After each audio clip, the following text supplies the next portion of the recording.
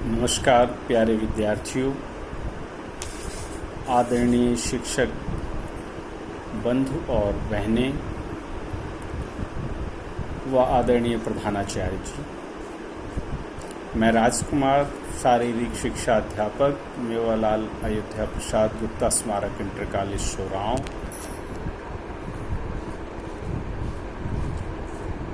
आदरणीय मुख्यमंत्री जी, DIIs sir और प्रधानाचार्य जी के आदेश निर्देश के अनुपालन में व्हाट्सएप के माध्यम से शारीरिक शिक्षा की कक्षा इंटरमीडिएट पार्ट 1 मैं लेने जा रहा हूं।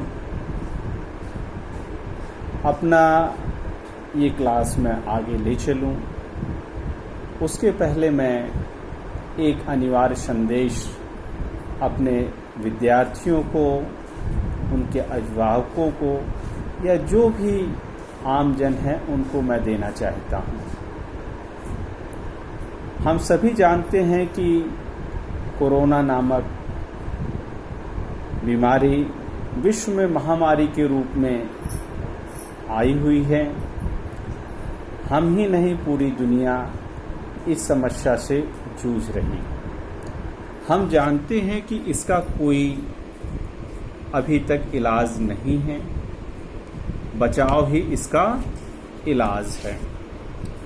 जो भी WHO का और आदरणीय प्रधानमंत्री जी का निर्देश है, अगर हम उसका पालन करेंगे तो निश्चित रूप से हम इस महामारी से अपने आप को, अपने देश को, समाज को बचा सकते हैं।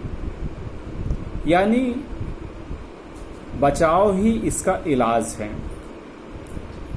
उसमें जो चीज़ें हमें अनिवार्य रूप से ध्यान रखनी है, ध्यान ही नहीं रखनी है, हमें उसका अनुपालन कड़ाई से, सख्ती से, ईमानदारी से करना है।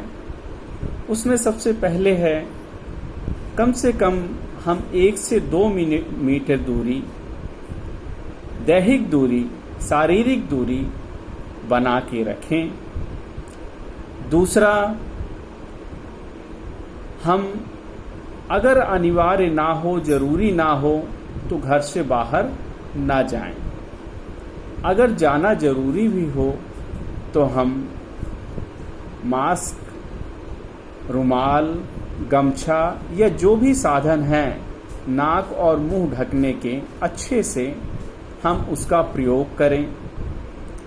और साथ ही अपने हाथों से मुंह, नाक और आँखों को छूने से बचें और ये अपनी आदत बना लें।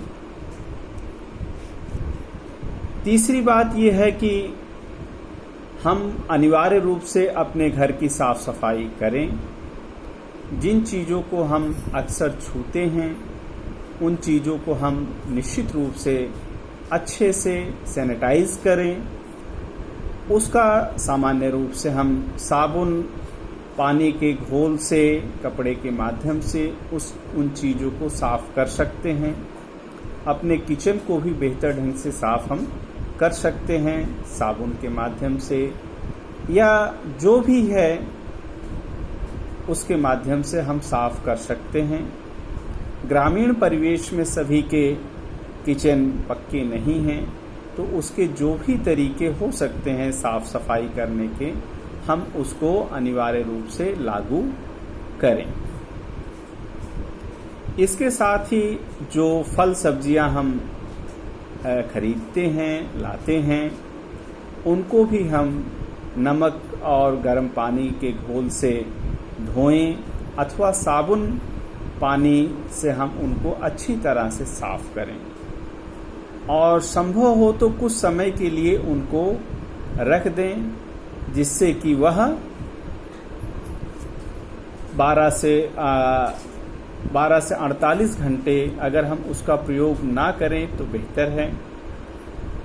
और प्रयोग करते भी हैं हम तो उसका सावधानी पूर्वक हम प्रयोग करें, क्योंकि जो भी 56 डिग्री से ऊपर तापमान पे पकी हुई चीज़ है, सामान्यतः बॉइलिंग पॉइंट 100 डिग्री है, और हम ज़्यादातर हमारा जो भोज्य पदार्थ है, खाद्य पदार्थ है, हम इस बॉइल्ड ही होता है, तो हमें इससे घबराने डरने की ज़रूरत नहीं है। हम इतने एहतियात अनिवार्य रूप से बरतें।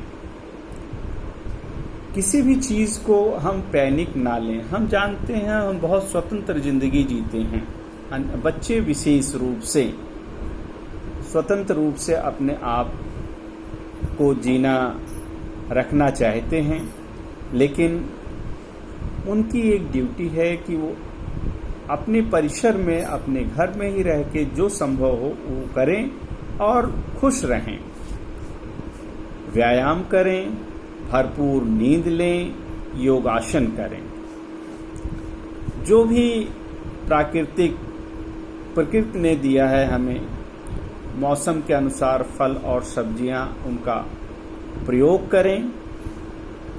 और जो सबसे अनिवार्य बात है, जब हम लोग आज जो रिसर्च में सामने आया है कि जिनकी शारीरिक क्षमता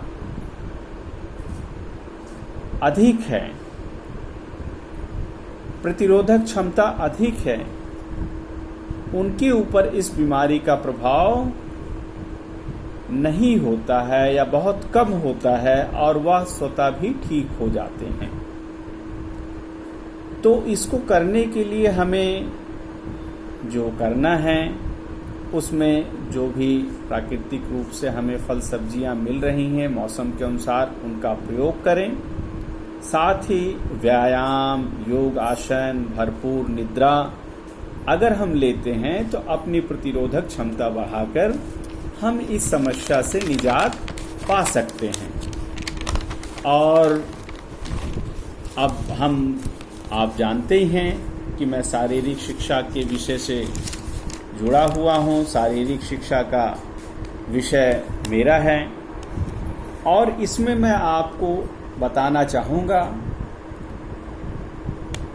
21 जून जिस दिन विश्व योग दिवस मनाया जाता है, उसके प्रोटोकॉल के अनुसार जो भी योग और प्राणायाम हैं, मैंने इसके संदर्भ में आपको पूर्व में भी बताया है, आप करते भी रहे हैं, उसको हम अपने दिनचर्या का एक अहम हिस्सा बना लें। अब हम उसके हिस्से को, जैसे कि हम जब भी कोई खेल खेलने के लिए तैयार होते हैं तो हम अपने आप को, अपने शरीर को, अपने मस्तिष्क को तैयार करते हैं।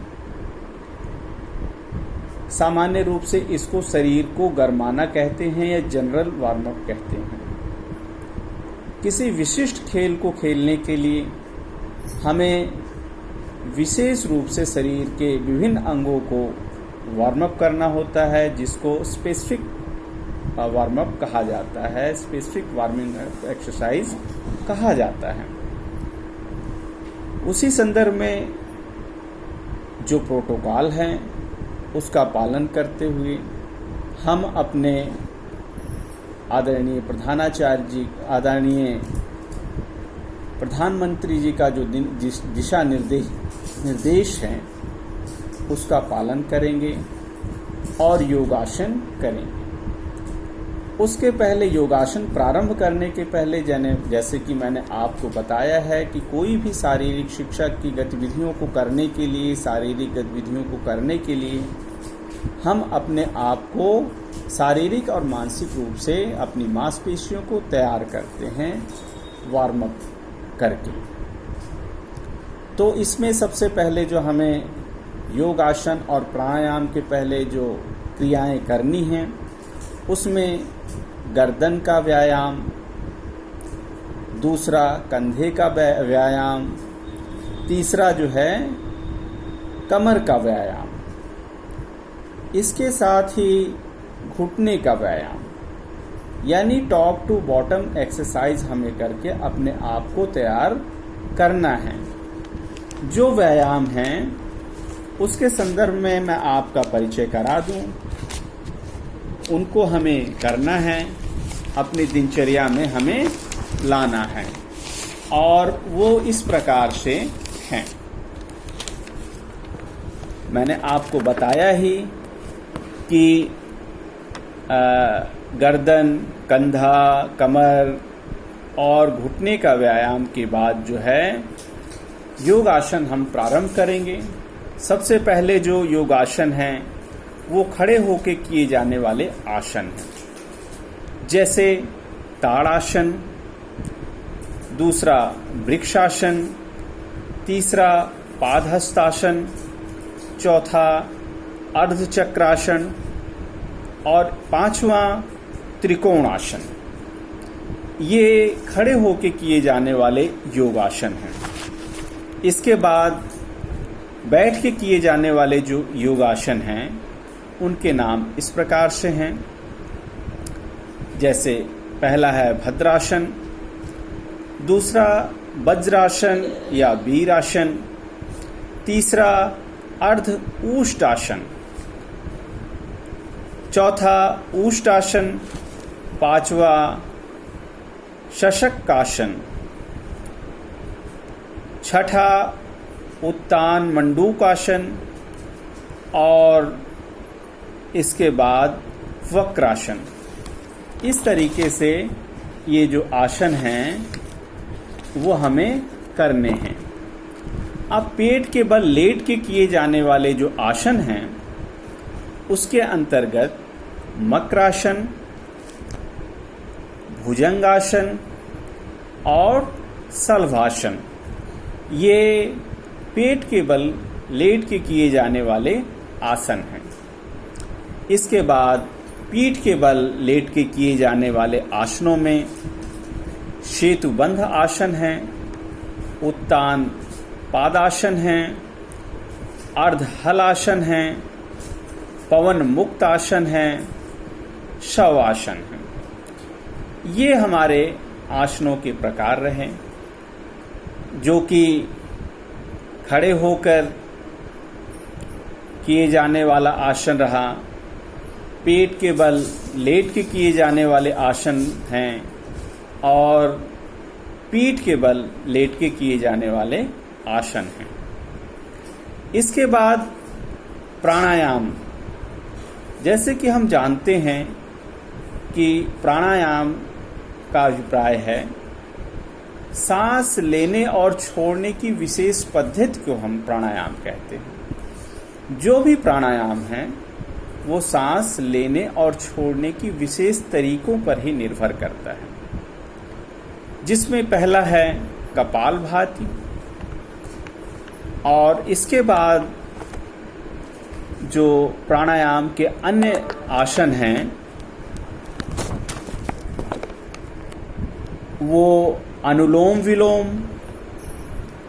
शीतली प्राणायाम, भ्रामरी प्राणायाम, इसके बाद ध्यान आसन। ध्यान आसन की दुनिया में बहुत सारे जो स्पोर्ट्स पर्सन हैं, खिलाड़ी हैं, वैज्ञानिक हैं या विद्वतगण हैं, वो सब इसको अनिवार्य रूप से अपनी दिनचर्या का हिस्सा बनाते हैं, क्योंकि ध्यान आसन के माध्यम से हम